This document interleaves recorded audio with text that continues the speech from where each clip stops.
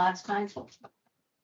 I had a couple edits that I sent you, and those were changed. Did everyone have a chance to read the amended version Yes. of the minutes? Okay, were there any objections to it?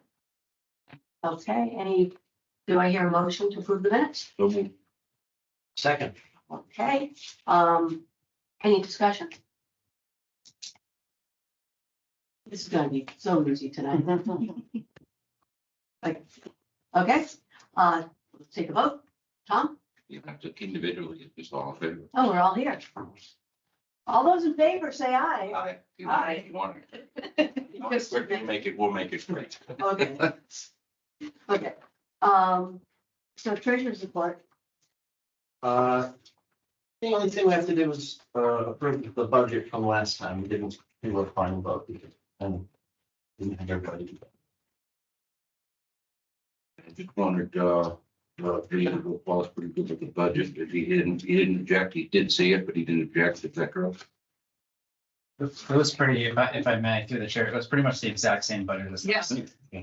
Move the, we approve the budget as submitted. You hear a second? Second. You tried that, we'll get it to Margaret. Since I got here late. Okay, any discussion? All those in favor, say aye. I Aye. All those opposed? Okay, unanimous. Planners report.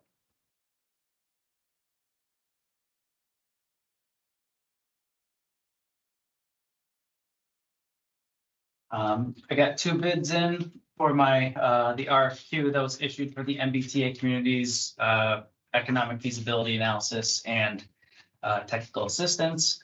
I did get word from a third consultant that they were interested in submitting, so hopefully I get a third submittal. I'll be asking the board to give some feedback on those submissions at the next meeting. So hopefully I'll have 3 bids to circulate ahead of next meeting.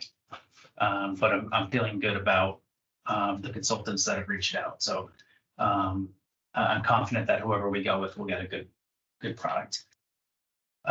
The 40B hearings still underway. January ended up being continued to the February 21st meeting. And there we'll be discussing again stormwater.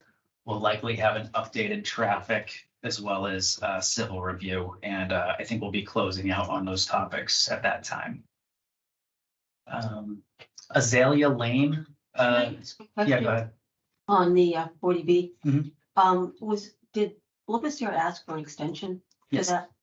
So for the whole, do we have is it 1 month or is it? Yeah, so because of the continuance, their request for continuance, they granted the board a extension of the public hearing timeline. So it was scheduled to close April, I'll say April 15th. Mhm. And so they've granted an extension to close the public hearing on May 15th. Okay, So sorry. that's good. Azalea Lane will be going back to town meeting for acceptance. Apparently that was never accepted as a public road. So that might be coming back to this board for possibly a public hearing. I don't know. I'm gonna talk to town council about that. Which one, where is this area? Which one is that in? Which subdivision? is it in? I don't even remember. it was just about. Okay. Pick it up. Is it yours? I would struggle with the name of the subdivision, obviously. Yeah. Because I don't have it. Most every name of the planning board goes to the historical Yeah, commission and says, give us the Yes. name to pick from. Barbara Burke is no longer here to give us the names. Barbara Azalea Burke, is that? It's down West River Street. Right, yeah. It's a single. Oh, yes, all right, it's that one that goes, shoots straight back in towards the river from West River Street. If we didn't have a planning board public hearing, we would have. Right. We've already had one and already made a recommendation on it. So Did we actually make a recommendation before to send it?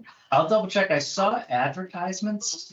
Is that the one, there was one road that we like made a recommendation to send it, it passed and then they didn't bring it to town meeting. And then a year later, we did it again and they didn't. That sounds right. I think that's. Times a charm. In the file, I saw that there were advertisements and notices of the public hearing, but obviously I didn't verify whether or not. the public Yeah, I think we hearing had public hearings 2 years in a row and they just never put in the, For the warrant. yeah, They being moved. the applicant. Somehow, something happened that it never got on the warrant. Oh, yeah, so I think it has something to do with the conveyance of the drainage easements. Oh, maybe that was it. So it was. Yeah, so it was held up because of that, and I don't believe I don't believe. No, I know that those still have not happened. So we've been working with town council to identify a path forward to get it accepted as a public road, because they're not gonna have their roads plowed right now. So, yeah. FYI on that, it'll probably be coming back to this in some fashion. So for the past couple of years, they've not had their, Oh, it's been there for 5 years. No, I believe, this I don't know for sure, but I think the developer has been plowing it, I was gonna say, you have to. but it sounds like this year that might have stopped. Well, there hasn't been much. There's a homeowners association. Usually is. They're next. Huh? They're next. Who maintains the road? Yep. Oh, right. If it's a public way and the town has released at least one house on it, the town is responsible for an emergency plow. Right. We don't maintain it. We just get it plowed out so our Yeah. emergency vehicles get in and out. Yeah.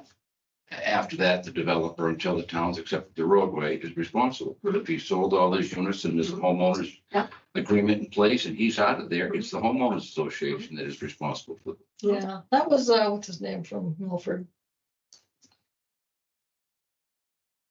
That's probably why it never gets done. That's. Okay. 101 Warren Street, we received the site plan application for minor modification as a result of the last meeting. So they filed that application. We have that now on file. They paid the fee for that. So that should be all set. And so their building permit has been issued. The pump station for the sewer and water extension has filed for, well, Ty and Bond, our consultant, our engineering consultants have filed for a NOI with Conservation Commission for the location of the pump station along Milford Street. Where on duty? Yeah, 41 to 45, so. Is that where the culvert is, or is that further up the road? Across from Gasco at the giant open lot. Yeah, I believe so, yes. Right across from what? Across from Gasco. Gasco. Yeah, that's right, okay.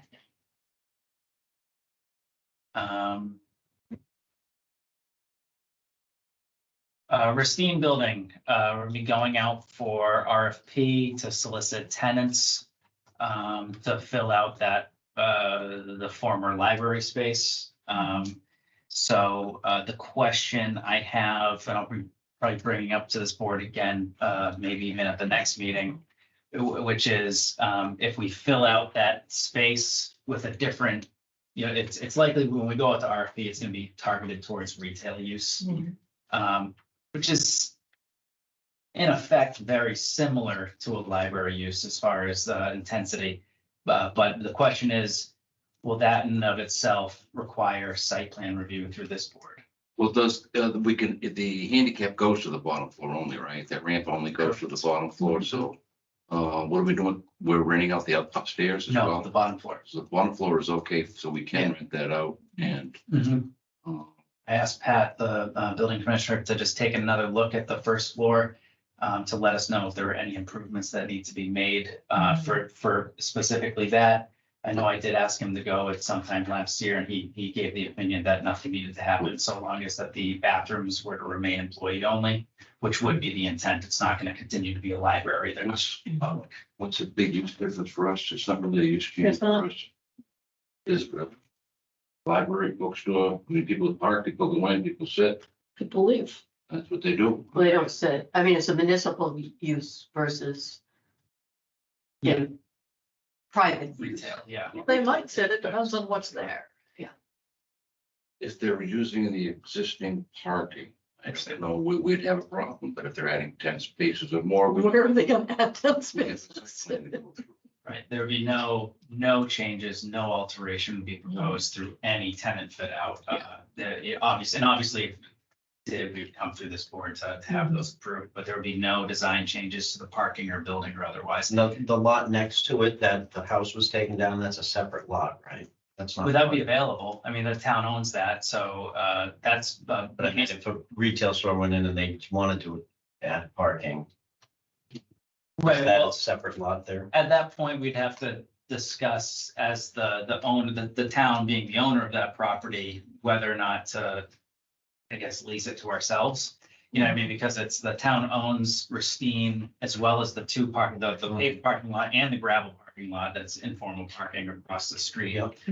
So long as the consumption of those parking spots didn't otherwise create a problem or a conflict for like the required amount of zoning, I'm sorry, the required amount of parking for this building and this use and any other municipal use. And the brewery.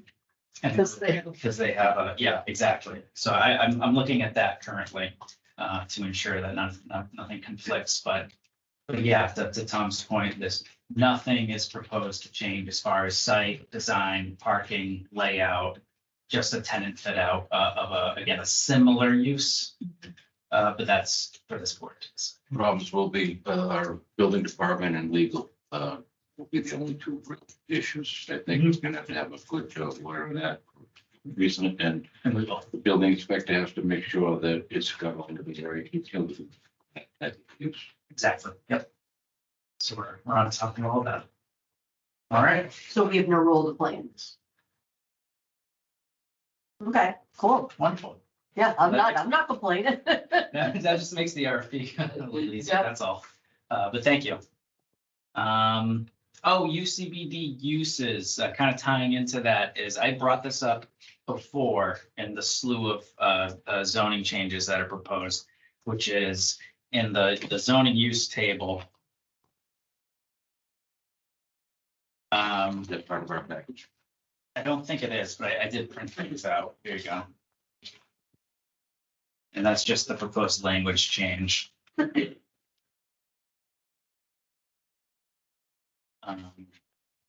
So section 300-3.1, table of principal uses. So we changed at the last town meeting. Essentially, except this is a note below that note. Yeah, So, yeah, I was gonna say. and I mean, you can basically see what the proposed change would be.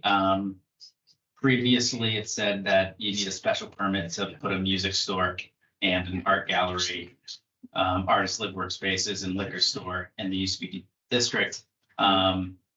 What I had suggested to this board before was a music store is basically retail. And so are the other ones that are listed as of right, are basically retail. If you heard the news all from today, you just go look. We can't control How radios. much time have you spent at music and arts in Milford? Not a lot of it. Yeah, the only things I left as is was liquor store and artist live workspaces, just because I didn't know, I mean, liquor store, One across the street. yeah, and then artist live workspaces, I mean, that's kind of a larger issue to tackle. I don't. Yeah, I think that sounds funky, but that's a conversation for another day. 'Cause Yeah. that wouldn't go on the first floor either. So simple changes to that. I just wanted to remind everybody of that conversation so I can get this in for town meeting. Yeah. Mhm. That was it? Yeah. Yes, absolutely. So what we need to do is we need to decide whether we're gonna do a placeholder on the warrant, Oh, yeah, if you could, just, you or do we want to? don't have to take a formal vote. You're just, Yeah, I you're was- just gonna put we're gonna put it on the warrant. yeah, I was gonna put a placeholder on. it. Okay. I assumed I had, the go-ahead from the board in the last discussion that I had about this, but it's been a while Mhm. and the warrant closes on Friday, so I just wanted to retouch on it. That's it. Oh, that's it, okay. So the next thing on the agenda is A&R on 84 Grove Street. Yeah, I figured, Tim, on the line for this, Tim? Do you want to give an introduction or do you just want to? Okay, Tim? Hi, how you doing? What? So So- I'm here for an A&R endorsement for 84 Grove Street. It's a Yeah. piece of land that's being cut off and existing, the farm on Grove Street. It's adjacent to the street that went in. I'm not sure who did the street. I think maybe Fafford might have done it. Al Falford did it. Yeah, so it's the next lot over as you head toward Mendon on Grove Street. That's where it's located. It has town water access, and it will be a private septic.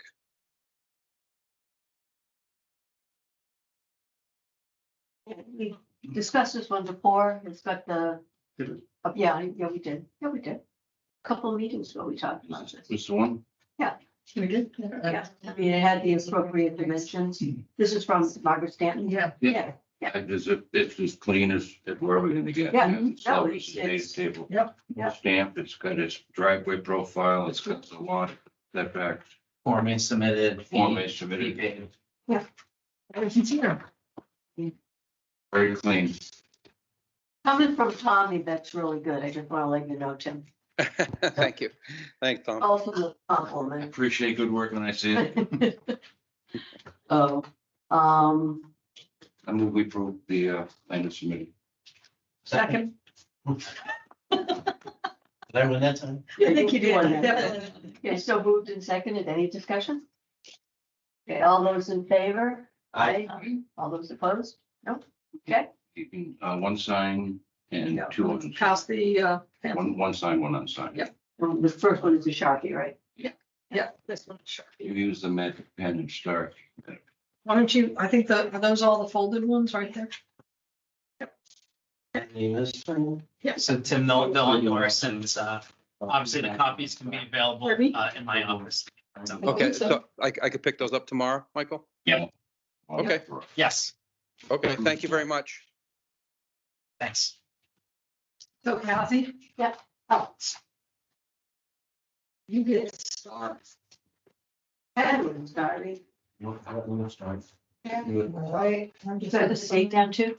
Like today's 23rd? Yeah. Yeah, it's 23rd, yep.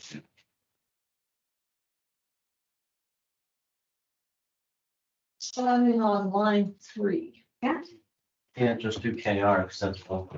that's Kathy. Yeah.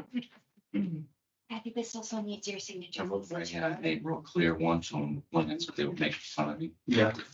You got that? You can sign those two. Well, I already grabbed it backwards.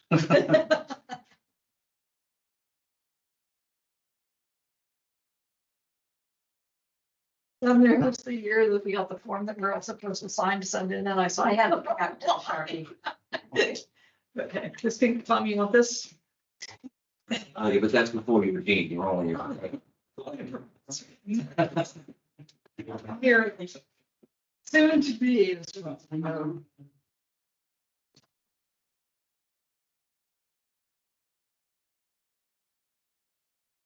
Right.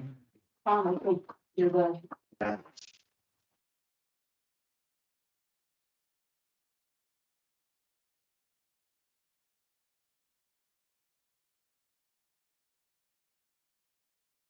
Thank you.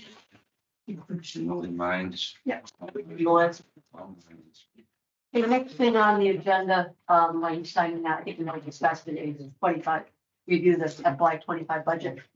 Yeah, so we don't have any other comments on that. Next item, next agenda item is, public meeting, Sylvan Springs. I don't have anything new on that. You're waiting to talk. So I would suggest the board the next meeting. So we have to open it and move to a time certain. It's a public No. meeting, not public. Oh, public meeting. Yeah. Okay, I was thinking. public. That's basically just administrative business. Yeah. of this board. So we'll just table and continue to next meeting, we don't need to vote on that. No. Just- Yeah, finally, when my term is almost over, I'm getting it. So, planning board discussion captainitis. So I think fundamental to all of these is deciding whether or not we're going to put a placeholder on the warrant. And what we want to do. So the first thing, discussion on the proposed overlay district, and we're going to schedule a public hearing on South Street to allow for large scale ground mounted photovoltaic installation project. I know Rick is on the call and I'm hoping he's been able to get his sound to work. And through the chair, I did reach out to Rick, last week, I think it was. Yep. To just, share with him the documents that I generated, for this board's review. Yep. He did not indicate that he had any issue, with, what I had outlined. Yep. But I'll also just general comment, that the draft bylaw for the overlay district is intended to mimic what you already have as far, for a bylaw. Rick just went off. He must be. He must be on this the phone. microphone. Except for, Except for, it mimics it except for what, what's the, it's an location, so it's, so it grants you, the board, obviously the ability to approve only solar installations within the solar overlay district. That's what it's for. The bylaw language is intended to reflect your, the other solar bylaw language that's found in the bylaw that gives the entire, process that this board follows for approval of so solar. there's no competition with the bylaws. It's going to be an overlay zone for solar, Yes, not for residential or those things that would be their original. Yeah, Correct. there wouldn't be able to be residential in there. Now, would that go for just the solar part of the property or is it the entire? What are we overlaying Well, Parcel? the map shows the whole sample. but is it the parcel or the development? What do you mean? parcel. The solar overlay district as presented is the parcel in question, not a section of the parcel that is, as Mr. Morrow has slated for potential development of solar. The reason why the reason why I did the entire parcel was because while Mr. Morrell had contemplated doing residential on the front there. Yep. I thought it was appropriate to extend the overlay district to meet South Street to give it appropriate frontage and access, depending on whether or not, the development of those residential lots, should they happen, that design might change. Getting access through and meeting South Street to bring the access down to South Street, I thought was important, obviously. Yeah, and obviously, the overlay district does not complicate the underlying zoning district. So you could still do a residential subdivision within the overlay district. You're just choosing whether or not to apply under the standards of that district or not. Hey, Rick, you called in, right? Correct, I did. Was there anything that either Mike or Rick want to say on this, or? No, that, what Mike just stated is what I interpreted, that either if I am able to develop those, a subdivision up front, it doesn't affect the solar in the rear and vice versa. So, say we have a subdivision with a cul-de-sac goes in there. We have a roadway, a 50-foot wide road to get to the rear to where the solar farm would be.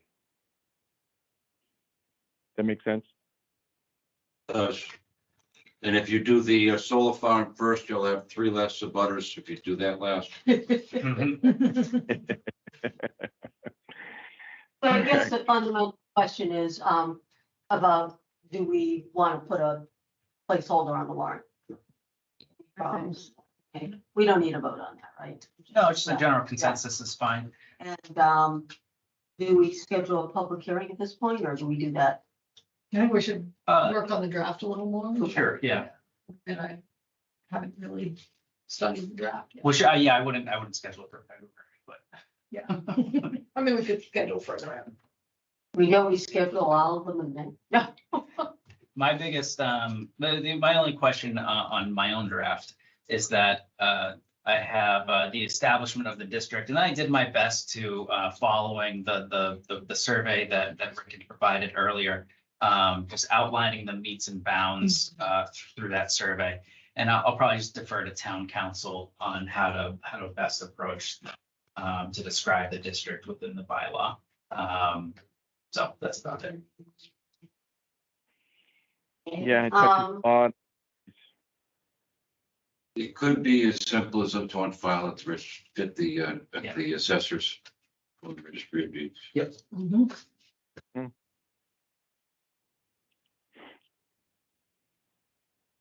So we'll just discuss that at a further meeting. We don't have to schedule a time to discuss it. Yeah, At this point, you'll find out when you have a chance to put all these together.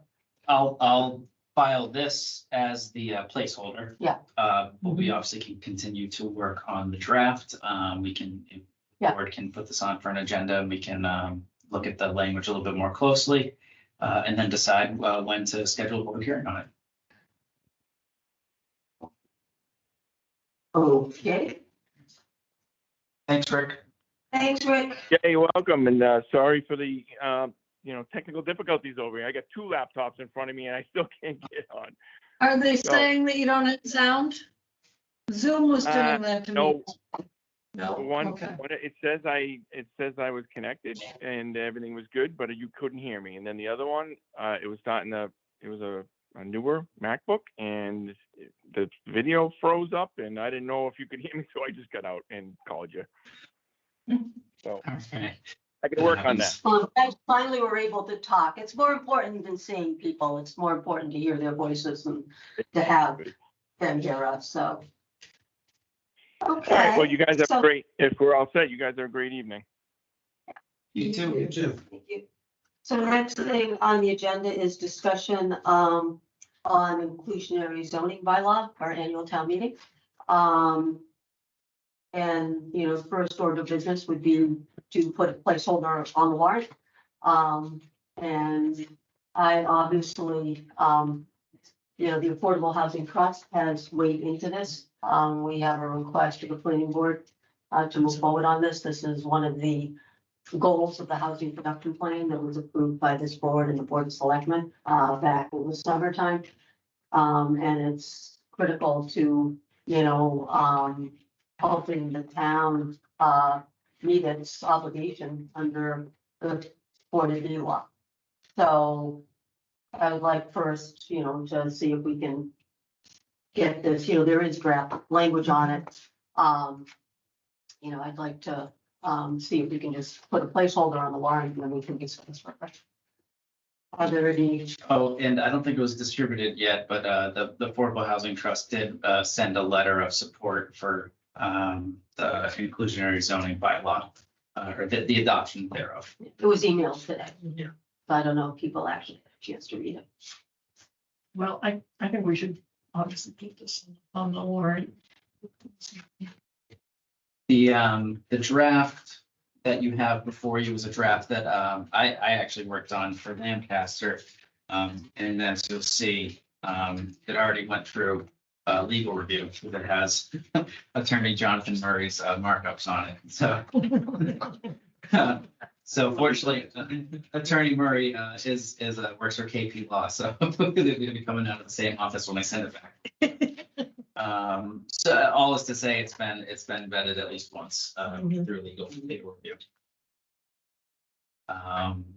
Beyond that, I think should the board agree to place this on the warrant or even a placeholder, further discussion on it will probably revolve around how you want to approach incentive zoning, either providing for density bonuses and things of that nature within the framing of this bylaw. Those are two separate things though, right? I mean, they're all under inclusionary and incentive zoning, but inclusionary zoning would basically be if somebody came in and built 6 units or 10 units, they would have to put in or pay into the trust one affordable. And then the incentive, which I don't think the Affordable Housing Trust has really looked at, would be to, you know, basically let people do higher density if they. Yeah. Yeah, it's the same approach as you're familiar with open space subdivisions, right? I'd like to think about, as we look back at those over the next few years, adding density bonuses for energy efficiency, for solar, groundwater heat pumps. So do we have any problems putting a placeholder on? And then we can play with the wording later on. There, Okay. Okay. So, We do Jeannie Brooks in the audience from the Affordable Housing Trust, if you, through the chair, if she wants to speak on it at all.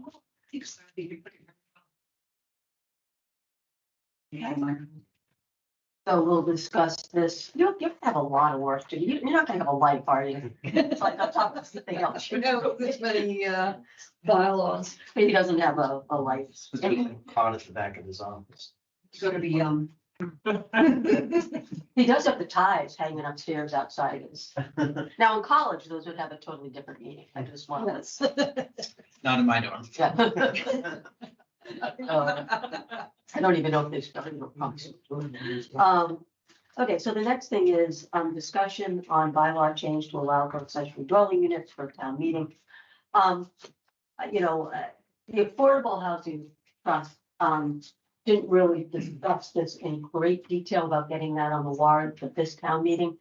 ADUs are included in the, new package, housing package that Governor Gilly just announced, by right. There's a lot of work to do with ADUs, determining whether or not they have to, you know, whether they should be restricted to relatives or if they can be income makers for people that live there. So there's a lot of work left to do, but it's also something pending with the state. And so my preference is to hold that off until town meeting. You know, this is open for discussion, so to not put it on the warrant for this meeting, but to hold it off and see what happens. The other thing with ADUs is ADUs would not do anything to satisfy the 40B obligations. ADUs create real affordable housing as opposed to state-defined affordable housing. But I think we may be doing a lot of work we don't have to do if the state moves that forward, because to me, this is a easy part of the housing package they're putting, that, you know, Governor Healy has put out. So does anyone have any objection to holding off until fall? sooner we do this, the better. If you want to hold off, we hold off, but the quicker we can get in-law apartments on the other side of the driveway, they don't have to be in the woods, you know, we can get in a detached accessory dwelling, especially if it's a garage, it doesn't look like a garage. It still looks like a garage. You don't change the way it looks. You're not changing the fascia or anything. You just inside you're changing it to make it good for grandpa. And the sooner we do that, the better. And the fear is that that's soon gonna be a teenager or worse, somebody in their early 20s living there, terrorizing the neighborhood. I'm not afraid of it. Our kids, you know. I think the question is, people can still do that, but they just need to get a special permit from the ZBA. Right. Yeah, So we're not And they saying, are doing. it has to be attached though. I mean, the It ZBA, has to be attached Yes. right now. This would allow it to be detached. Keep grandpa close, but not that close. The sooner we do this, the better for me, but if you want to wait. Can I say something? Yeah. I agree with Tom. I think the sooner the better. I think the only issue for me that needs to be hammered out is, do we restrict it to family only, or do we just allow people to have an accessory dwelling? If, for example, they can't afford to stay in their house, but if they add an accessory dwelling unit, then they would be able to afford to stay in their home. I don't really see an issue with making it open to, you know, yeah, to the broader community. And what's gonna, you know, the ones that have already been built for grandpa, when that family moves away and Yeah, another exactly. family moves in, what are they gonna do with that little accessory? Yes, and right now I've heard that they basically Rent them out. rent them out. They can't do it legal, you know, they sort of do it as an underground market. Well, with this, the early one that you're talking about, 101 Warren Street, it was built for in-laws. Everybody died, I guess. And then when they sold it, the in-laws, they sold to a family and then the in-laws moved in. So it was reused by a new family. But they had to sell the house, yeah. A warmer climate. And the Holman's house is the same thing. The people that bought the Holman's house, their kids live in there's an in-law Yeah. apartment there. So, But that would be two incomes to pay for. Catherine said it's not strictly part of the remit of the Affordable Housing Trust. But it is providing, as you said. Yeah. Real affordable housing for people, and we should be much broader than just, you know, what's required by the state, we should be much more creative Oh, yeah. than that. So I agree with Tom, I think it should go on sooner rather than later. and I also think that's part of our charge too. I don't think we're limited to just, I don't think yeah, we should be. yeah. I agree. You know, the other thing that, and this is a conversation for another day, the conversation today was mostly to focus on whether or not to put a placeholder on the warrant. But, you know, the other issue is that when there's been discussions about ADUs, part of the discussion has been for a lot of seniors in Upton can't afford to stay in their houses. Yeah. So if they can build or facilitate development of an ADU and rent it out to somebody who's not a family member, that would provide them with the income they need to remain in their house, to keep up with repairs. Mhm. You know, so that's another whole discussion that we would have to resolve Do you want, about, again, who is gonna go into these, would you you, know. would you want to go forward with a more reduced plan of just in-laws detached? I guess, so one question I have, like, we don't have a draft bylaw sitting here for that. Correct. Do you have time to put together a draft between now and annual town Friday. meeting, given the other 1, 2, 3, 4? Live in the morning, please. Depending on, yes, I can make that happen. It just will be, I mean, I know you can If- put if a you could- placeholder together for the words, but I mean, no, I like mean, it'd between be now and helpful. May, we need to have a. Right. when do you have to have the final language? Oh, not until after your public hearing. So like maybe 2 weeks before town meeting. So we can have something pretty general here, Yeah, I can create a skeleton. okay? So we don't have to resolve these weighty issues about exactly who we benefit from the ADUs and, Mhm. Yeah, again, my preference is still, because I think we're gonna be reinventing the wheel, because I think the state is gonna be doing it anyway. Mhm. But if there's a will to, I support ADUs, so if there's a will to put this on the warrant, for this, for the Springtown meeting, I don't have an objection to it.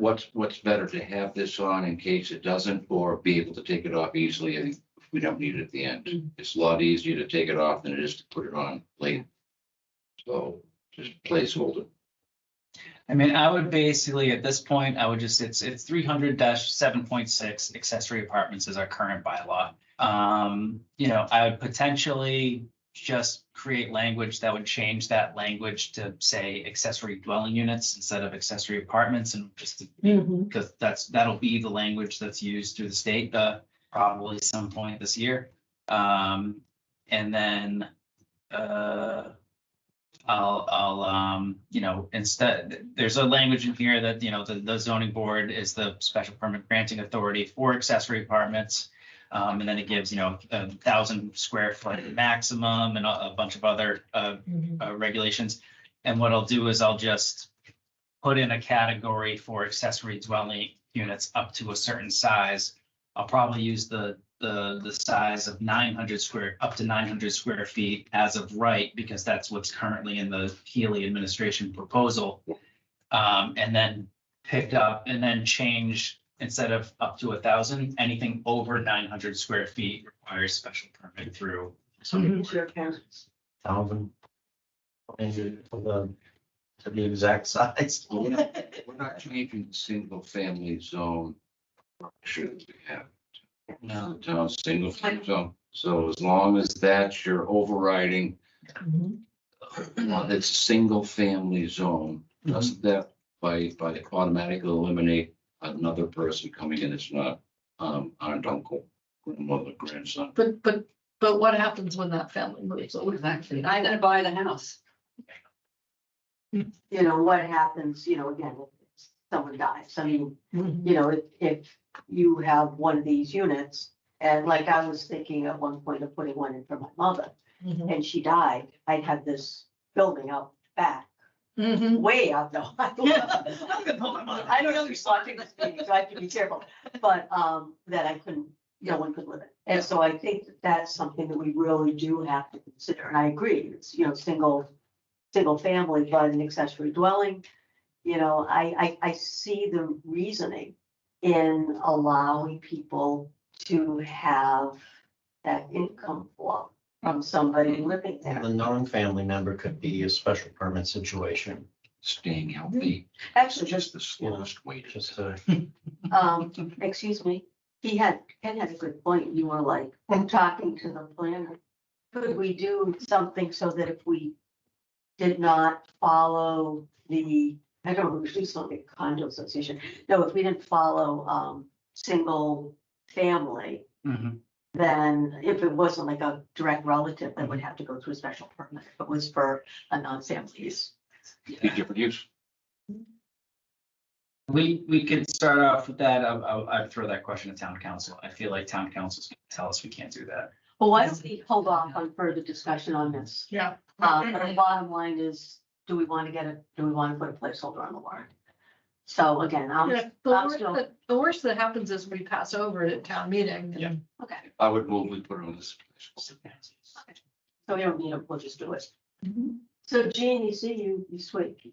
Oh,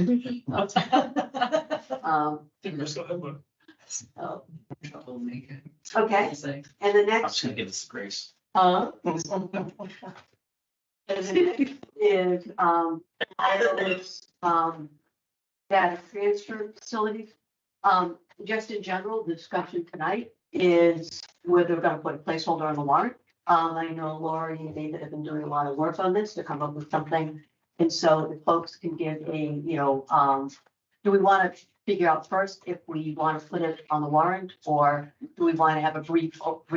They've done the most work. Do they want us to? Do they agree? I just like to give it. Why don't we, can you guys keep like a press, because these discussions, that discussion for another day. Can we keep a discussion to under 10 minutes, like basically an update for us? Sure. David, I'll jump in and give you. Yeah. We discussed this earlier today, and Michael would like to set stake. We both have statements to make. Okay. And then I've got a lot, that would explain the documents that Michael sent to you yesterday, right? Yes, so you have a few Might want things, to do it here. you have a few things that you're maybe looking at in your piles there. One of, there's a document that with a lot of red lines that David provided, and that shows what is basically the simple change that needs to make, and what it does is, as far as providing for simple action in front of town meeting, what it shows is the addition of the definition for small cell. Whatever the term is. Small. And so These things. yeah. Well, whatever the actual term is, I'm losing my words. Small wireless facility. So section 10 of the zoning bylaw would change to add that definition. We would then take that use, that newly defined use, and add it to 3.1 table of uses. And then across the board, you know, PB, yes, special permit through the planning board. That's the action that you get before town meeting that says to folks, this is a use that we're recognizing. This is a use that we are now saying requires special permit, so there can be no uncertainty as to what sort of approval that use is required in the town. and then further into the document, And there is agreement between, I know you both have statements, but to go through this, both of you agree. Yes. Okay. and then further in the document, David had just provided, basic criteria of approval that are sourced in FCC regulations, for the board's, contemplation, of approval for those special permits. And that is required per, the federal guidelines, is to have that. Now, that is the smallest change that can essentially be made to the bylaw that can accommodate for small cell. And that's a very straightforward action that I think is easily explainable in front of town meeting. What you had received before is the Ithaca bylaw that I'd helped Lori out with. And that is obviously a very long document with lots of procedure and process and, you know, descriptions of application contents and things of that nature. You know, all, you know, it decked out with references to the applicable FCC regulations and all those sorts of things. You know, it's a good, strong bylaw in that sense, in my opinion.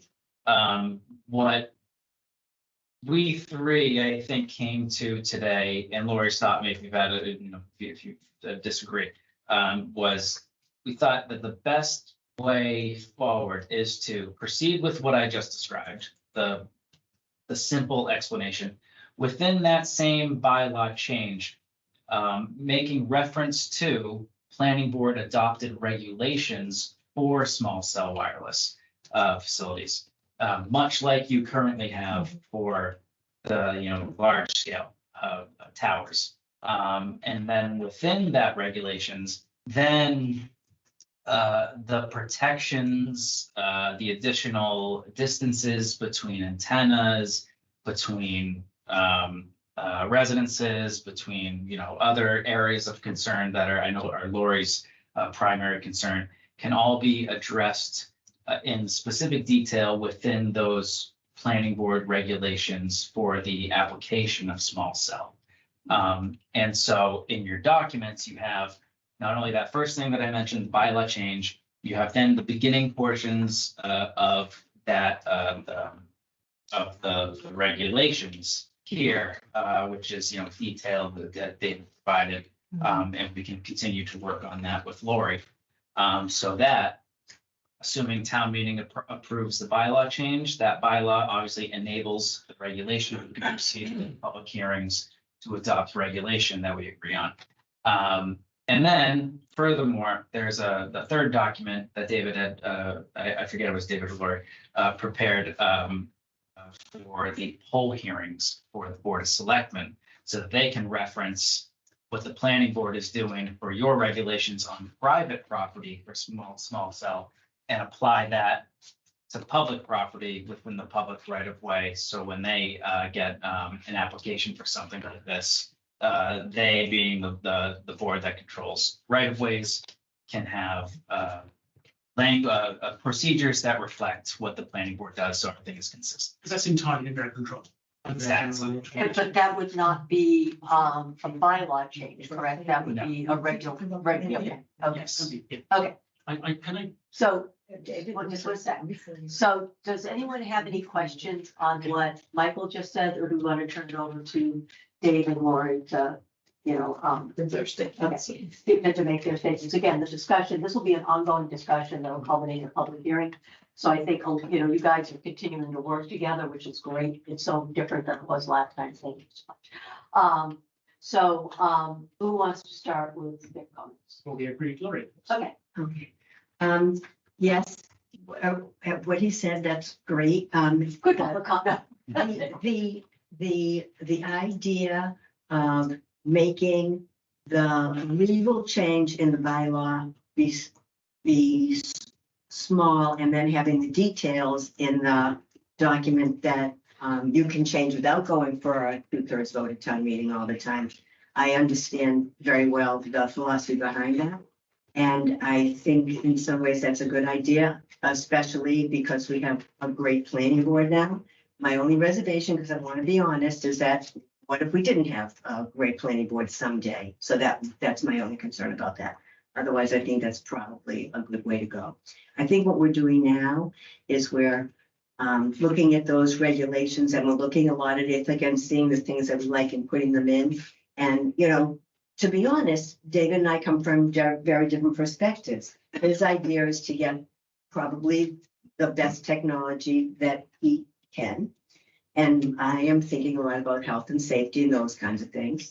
And, but we are working very well together and doing a lot of compromise. And I think it's been a great process and a lot of growth in there. Just, you know, we still have a little ways to go, which is why we're asking for a little more time. And if you can put a placeholder, that would be great, because we are working very hard and Michael's been wonderful. And we're making a lot of progress and want to make sure that everything gets in that we need to. And it's hard because there's really nobody in the state who's done very much about this. There are other places that they have that we're looking at, but sometimes the laws are different in other places. So it's a slow process and it's difficult sometimes, but we're working really well. And so thank you actually for giving us the opportunity to do it and encouraging it. And I think it's been going well. Let me tell you how I got here. So 2.5 years ago, Laurie came to the technology committee and I got tapped with starting to work on this 5G regulations. On and off, I spent hours and hours and hours diving into what other towns have done, to the technology itself, to the health claims, to papers by technical experts with 257 footnotes. And it's been quite a journey, but I come out of it still knowing I'm out. One of the first things I did was root around the state of Massachusetts, looking at other towns that have been through this journey and have produced regulations. And I stole from a lot of them. I added a lot of things inspired by Laurie. I added a lot of things I thought we should have as well for protecting our town, not just the safety and the health, but the aesthetics and so on. And I've written them up in best regulatory language I could. And it dawned on me rather late that almost every town I was looking at had done exactly what has successfully implemented what Michael just spoke about. They have a 1 or 2 page bylaw edition that's gone through town meetings in Shrewsbury, Littleton, North Reading, Hull, Watertown, I think, and most recently Burlington. Very similar language added to their bylaws. I added some stuff which I think meets some of their concerns. And that's what's in the little Mike spoke about. This web text here is the key new language, which provides a mandate to the planning board to produce these regulations. These regulations are based on best practices from a lot of those towns I mentioned, and other things too. But I think this is the key that you can work on. You can hold 14-day notice public meetings on. It's a much smoother process than trying to teach. By the way, what I sent you a month ago, when Laurie sent you the ethical bylaw, was the comprehensive thing, and it wasn't complete. This will never get through town meeting. You have to teach them about the alerts and fall zones, and it ain't gonna work. Which is why it dawned on me finally, this is how other towns solve this problem, giving the planning board the authority and the constraints to produce their own regulations. That's how we came where we are. We have some differences that can be clear about distances in particular. And it's true, I want to control the bringing of technology is coming, whether we like it or not, and it may be 5-6 years before a town like this needs it. And it's mainly driven by demand. And I have some comments to make about wireless exposure and how having these here means your phone has to work less hard to talk with than having one 2 miles away where your phone has to pump up to maximum power. That's a pointless openness. Sorry, I'm getting into the weeds. The process, I think, now rings every bell of having a short bylaw, and I think I've completed the draft apart from spinning, and then proposing some starter regulations for you. But as I said, I'm an amateur. I think I've reached the limits of my ability here. This, with some possible tweaks, is as far as I can go. What I want to recommend is that you start to talk to another town planner who's been through this process for what the pitfalls are. I can give you a couple of names. An electrotechnical engineer, again, I can recommend somebody, and get this language before council sooner rather than later. As far as research, rebuttals of some scientific claims are done, I'm done. I've done all the work I can. It's been exhausting. And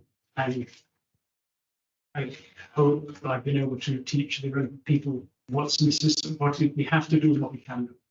But I'm stepping back other than answering questions, ironing out some final details if Laurie brings them up.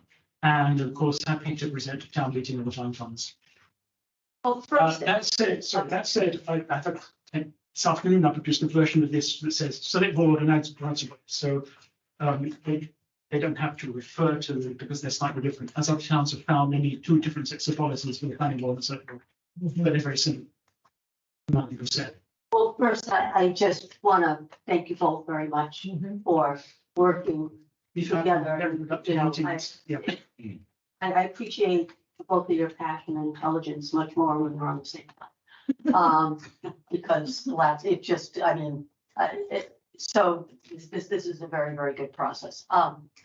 You know, this is going to be, you know, if this board says that we should just put a placeholder on, this process is not in today. There'll be further discussions, time to iron out the final product, so we'll be able to do that.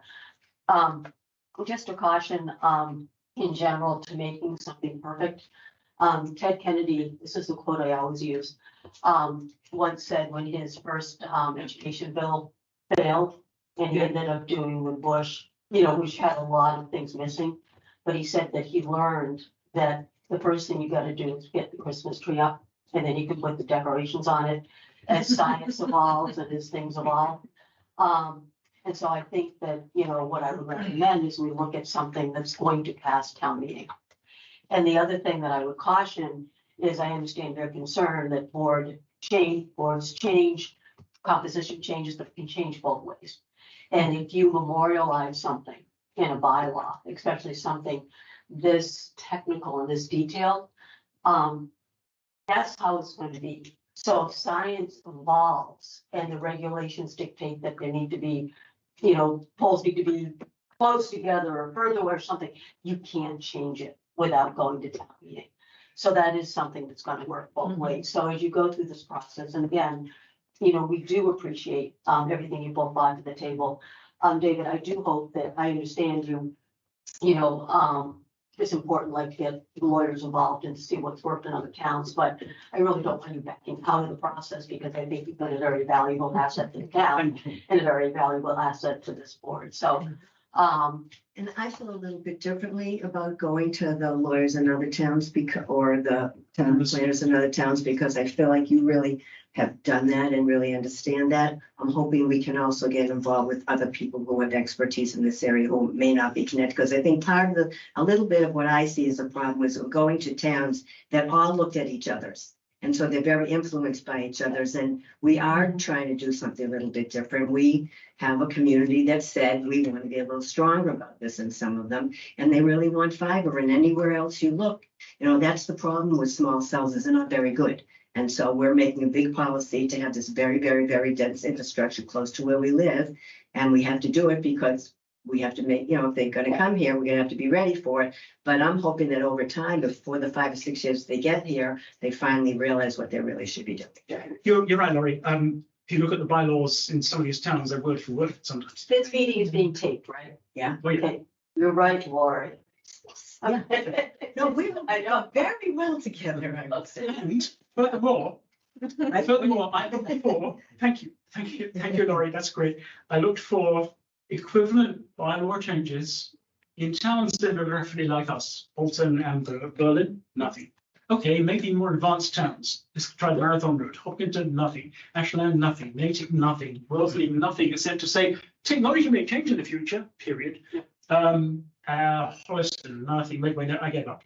So when I asked the guy in Grafton, he said, good question, let me know what you come up with. So I'm proud of the fact that we're pioneering here. We're putting it, by the way, this is the key language I want you to understand. Yeah. That's the constraints. And again, some of this is due to discussion with Laurie. So we're pioneering here. I don't mind that. So you guys are going to continue the meeting, and then we can just sort of have. For now, we're just gonna Okay, put so a that- placeholder on and. Yeah. So I'm going to put the placeholder on. I did my on paper. apart from political Oh, process. great, and send it back for revisions. Thank you, Catherine. Thank you. Thank you. And the Thank you, two, the Lord. two, if I may, the two-tier application or process isn't unusual for us. Somebody comes in with a subdivision, you have a zoning that is in place. You have to follow the zoning, but you come to the planning board through a subdivision control. A separate process over the same, so there's two different sets of regulations in process. One's long subdivision controls, and it's a long process, but zoning is just dimensional. I'm just saying, I'm embarrassed it took me so long to realize the difference between the bylaws and the regulations I was seeing from other towns. I'm I'm learning- just saying one other quick thing. I talked with the police and fire chief again because of the concern about the combustible nature of small cell antennas in close proximity to where people live. And he's looking into it a little bit more and finding out, with the specs, how dangerous it is, because it is something that if they were to catch on fire, you have to turn off the electricity, you have to turn off the telecommunications, and oftentimes it can take up to an hour, and then it's too late to fight the fire. And so one thing we're looking for his advice for what possibly the distance should be so that people have time to get out before a structure goes up. And then, of course, we had a fire just in Mendon today, and I think, well, these things happen, and I don't think it's caused by that, but many of these fires are, so. I would recommend, when this goes forward, that, I assume that technology is going to evolve over the next 6 years. And I think that it's important to focus on, to keep one's eyes on the prize about what we're trying to do. And I think when we start talking to, about all these possible things that might happen in the 6 years or 8 or 10 years when this comes down the pipe. I think 2 years, we don't know. I guess Burlington's struggling with it now, and they're full of high tech. 2 years is possible, depending on the demand around here. When Lauren brought up the idea of fire a few days ago, I promptly thought, well, here's how we should handle that. We should require the company to provide our public safety with contingency and emergency plans. Nobody else has thought of that. I think that's a great idea and a great point to address. And here is a lot of words for expensive. So the bottom line is that there is going to be a placeholder, and I'm going to keep talking till I find the agenda. Go back and find my assistant. Everybody wants to make me shut up. I got like agendas from every direction. So this is going to be going on the warrant. So you'll schedule further discussions with them, and then we'll come back to the planning board and go over this. Yeah, I'll probably try to go over all of the language submitted already. Well, actually, I'll have to, because I have to submit it for the placeholder. And then, but David, obviously I'll ask you for clarifications when I need clarification on things. And I'll confer it with Lori if any changes need to be made or should be made. Do you have to have that language for Friday?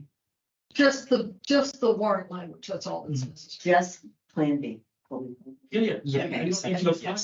Which just draft outline. Yes. You can change before. And it's not the final language. No, Okay. Thank you, David and Lauren. Thank you very much. So, Sounds like an improvement from yeah. the 60s, doesn't it? Yes, David. Especially with the British accent, and, English accent.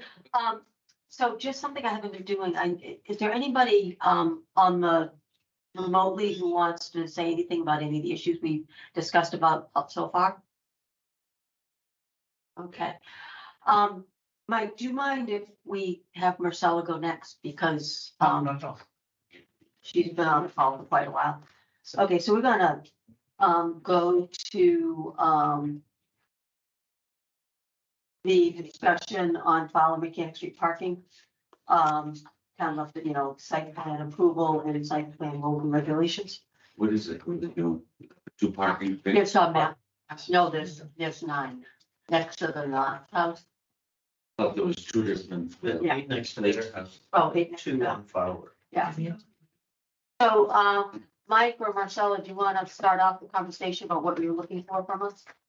I can start out. I don't know which version of the maps you have in front of you. They look different from the most recent iteration.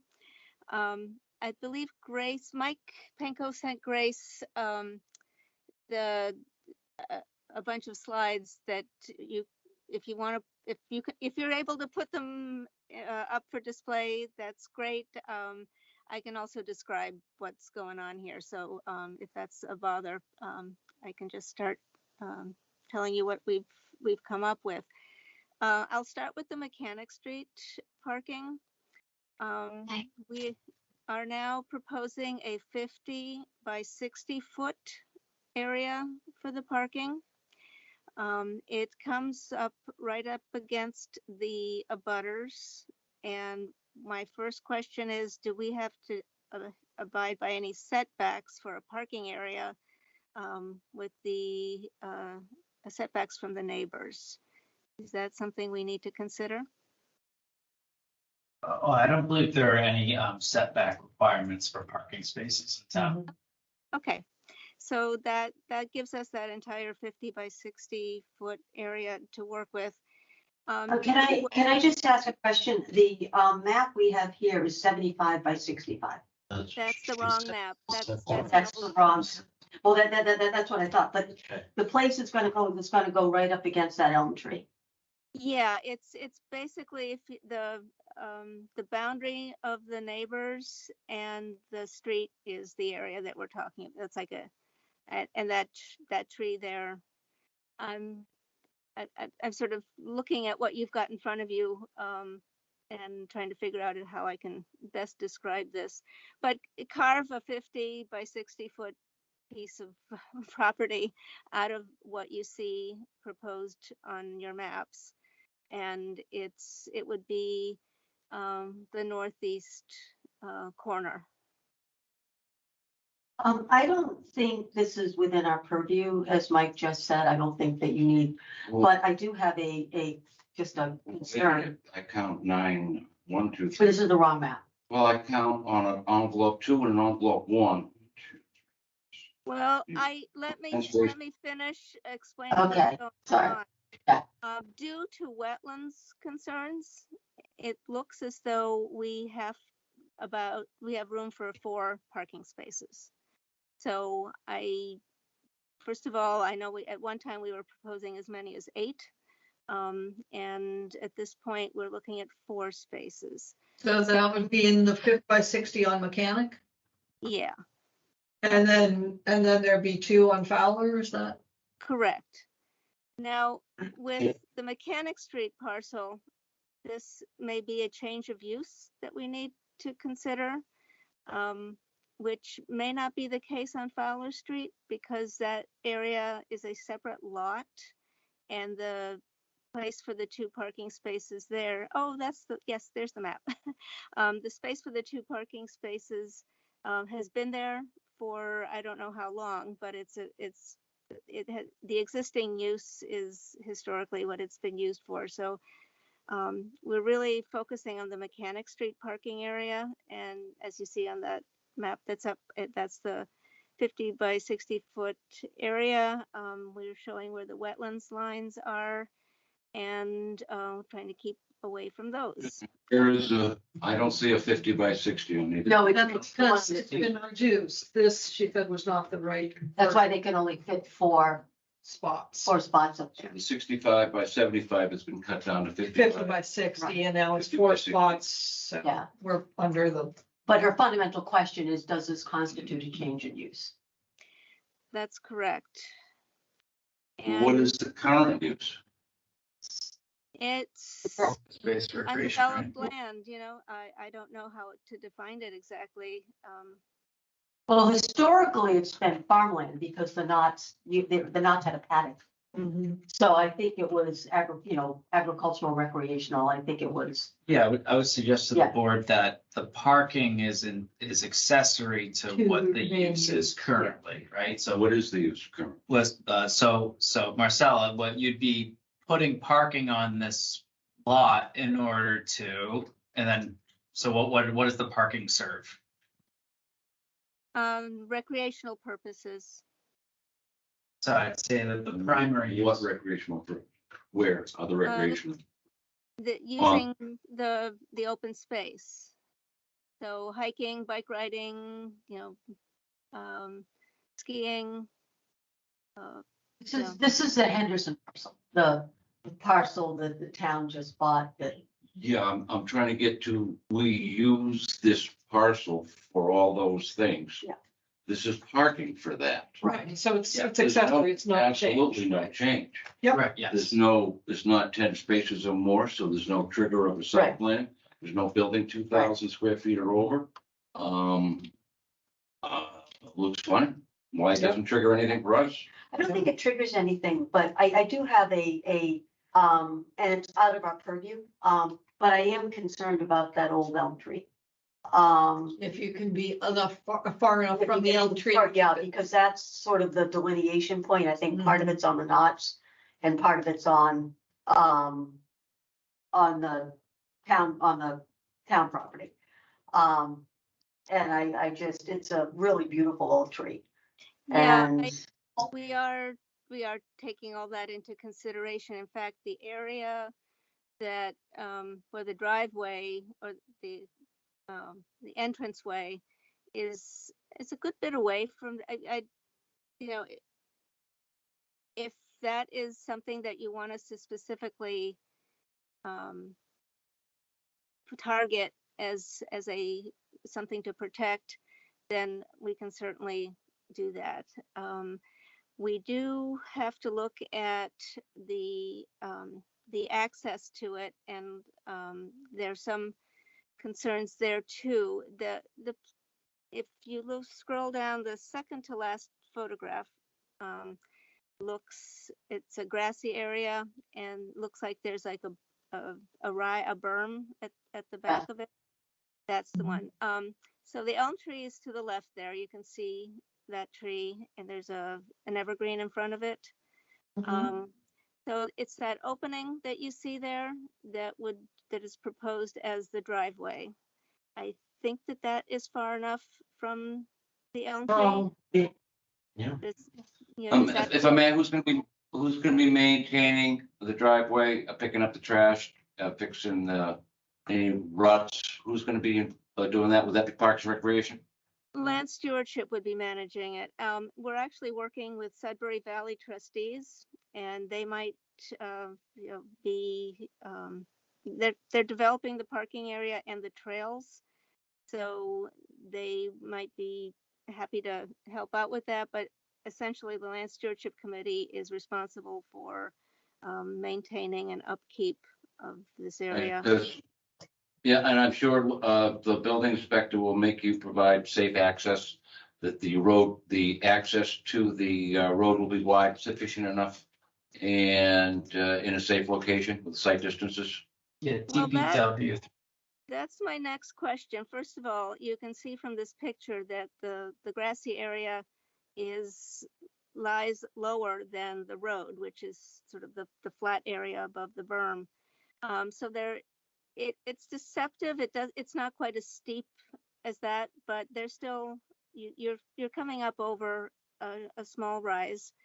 The sight lines are not so bad, but people drive down that road pretty fast. So I personally have concerns about how people are going to get in and out of there safely, and I would like to have somebody evaluate it, because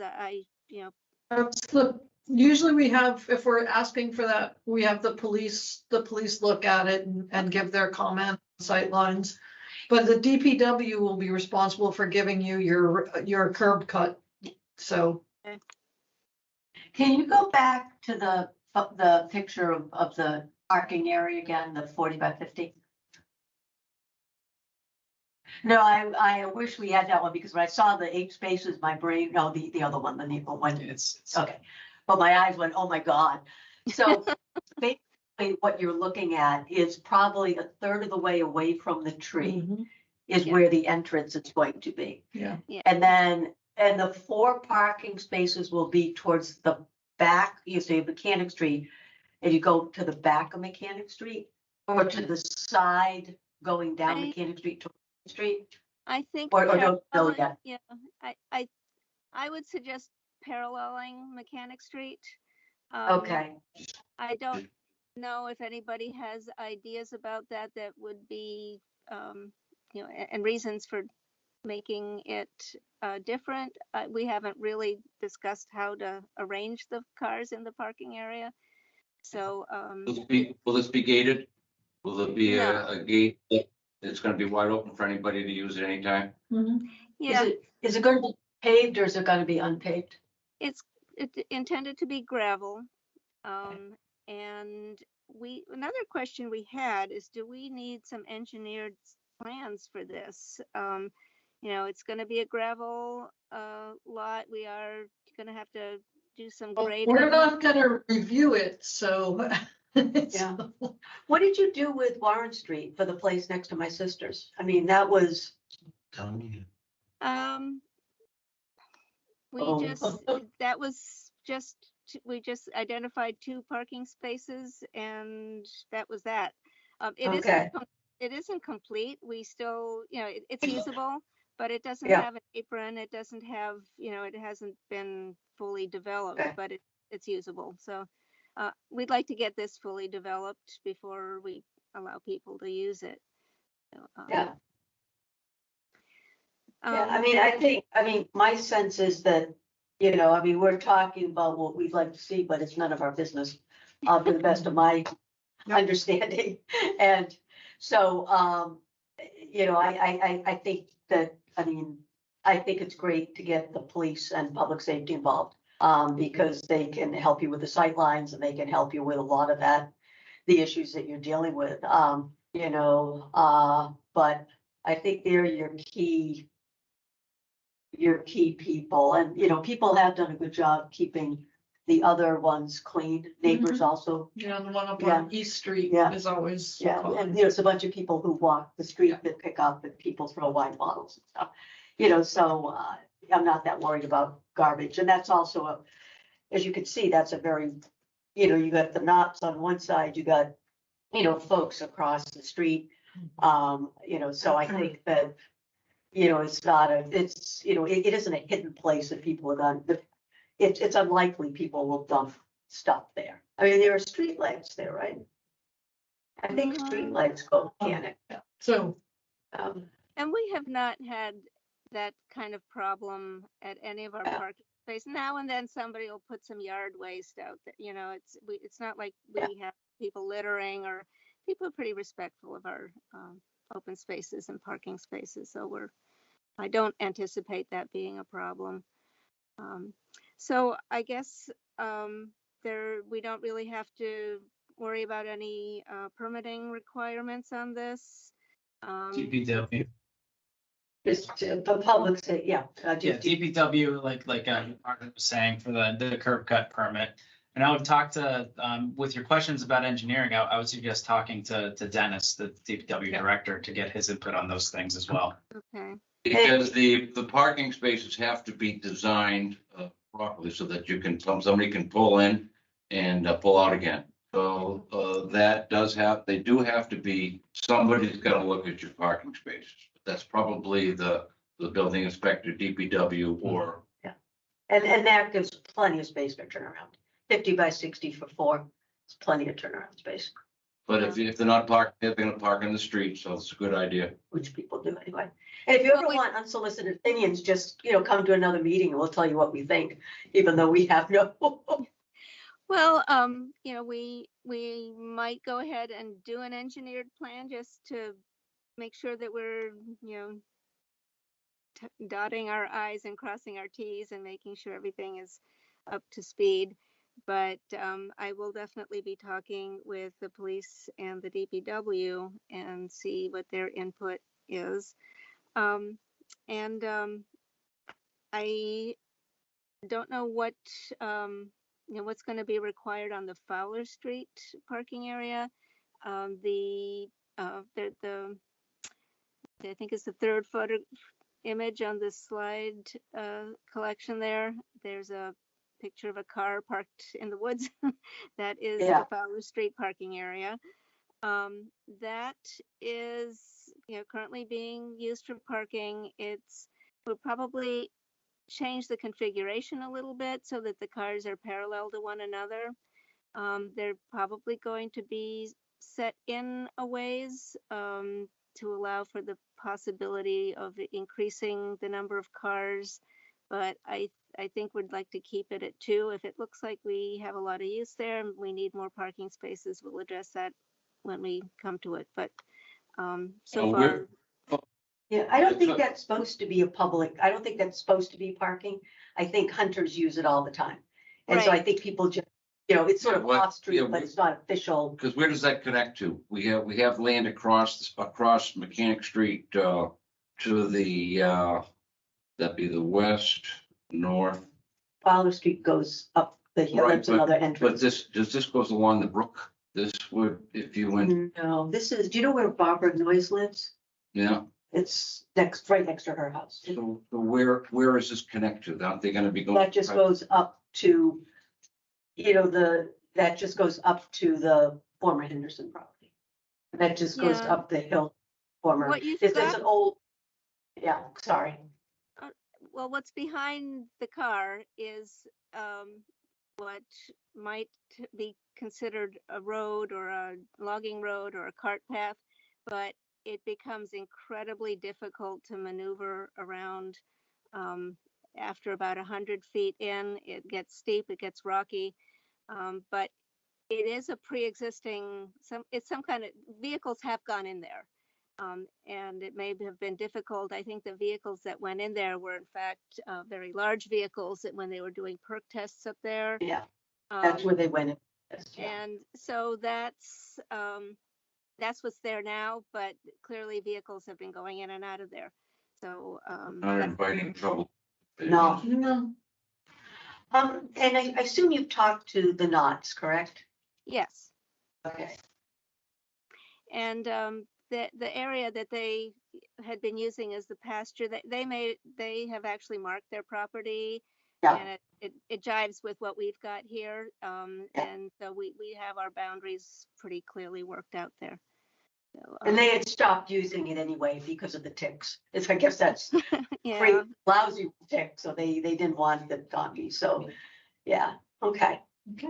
Yeah, I don't, just as long, I mean, again, my one concern was the tree and then the other is the neighbors. Just as long as they know what's going on. But if you're talking 4 spaces in one and 2 spaces in another, I don't think, and in return, they got all this land behind them. It's like, It's gonna be Yeah. for hundreds, and that's about it. Hikers. hikers, a lot of hikers. No, a lot of hikers already use it. Mhm. A lot of Yeah, folks already use it. Now that it's, officially the towns, I've seen evidence of a lot more use there. Yeah. People feeling like they can go in. There's existing trails, we've expanded, so the new trails will be cut, and the parking areas will be defined. There may be a little bit of tree removal. We're trying to keep as many of the trees as possible, so I'm trying to put my tree hugger hat on and prevent the trees from getting cut, but it looks like we may have to cut 1 or 2 trees for this Fowler Street. This is the parking or for the trail? For parking. The trail, we've This is managed to a- keep that. I know, but it's fun to talk about. Yes. As I said, it's none of our business, so, I think Margaret wants to Go go home. home, so. I'm sorry. I will. No, I've been, Tommy and I have been opining, which is a lot of fun. So, okay. Okay, so you have your answer, do what you need to do. Tommy recommended DPW and public safety, and you can ignore us. Okay. Well, thank you for helping clarify this. And if there's anything we need to, run by you, we certainly will. But Okay, anyway, thank you. go home. Okay, bye-bye. Marcel, I'm just gonna send an email. I'll CC you, Chief Okay. Bradley, Chief Marchand, and Dennis Westgate, DPW Director, just to connect you all about your questions, okay? King is a walk That sounds sucks. great. I appreciate that. Thank you. Yep, all right. So, Okay, and next on the agenda, which either someone took away or I lost another one, What you were gonna talk, the MBTA communities. Yeah,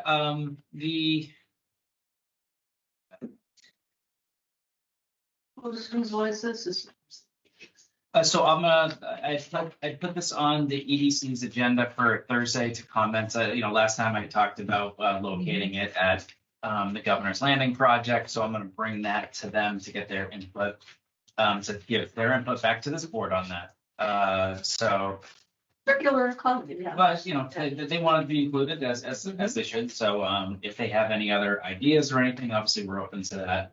But wanted to make sure that they had a chance to review and get feedback, should they have any. So I'm gonna bring that to them.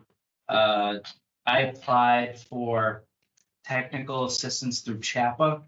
What that is for is they're gonna help me with the public engagement, civic engagement around the entire MBTA communities thing. So, resource documents as far as educational materials and ways in which to best, that whole end of things, which is a required component basically of the interim action plan that I had submitted last. That's about it. And again, is there something going on the warrant for the fall town meetings? I'm hoping we can be ready for Nice. that would be my intention. With the final. I'm And that hoping gives us a chance to do a do-over. February 13th, I'm hoping this board can review the bids. Yeah. We can then I can have a good idea of who I'm going to reach out to after that meeting as far as selecting a consultant. Thank you, Lord. Thank you, Lord. I don't expect an economic feasibility analysis will take more than 2 months to generate.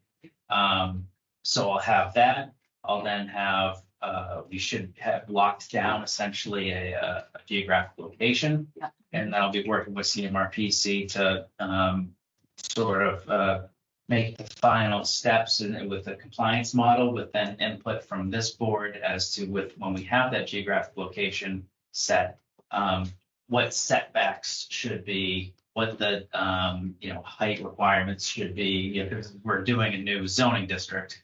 And it's all, that information is going to get thrown into the compliance model, and that compliance model is going to tell us whether or not we're in compliance with what we plugged in. So I'm hoping that. I can't see that they'd be less than our zone A as far as setbacks, Oh, yeah, sure. 10 feet, and it's up to 5 feet, 0. Yeah.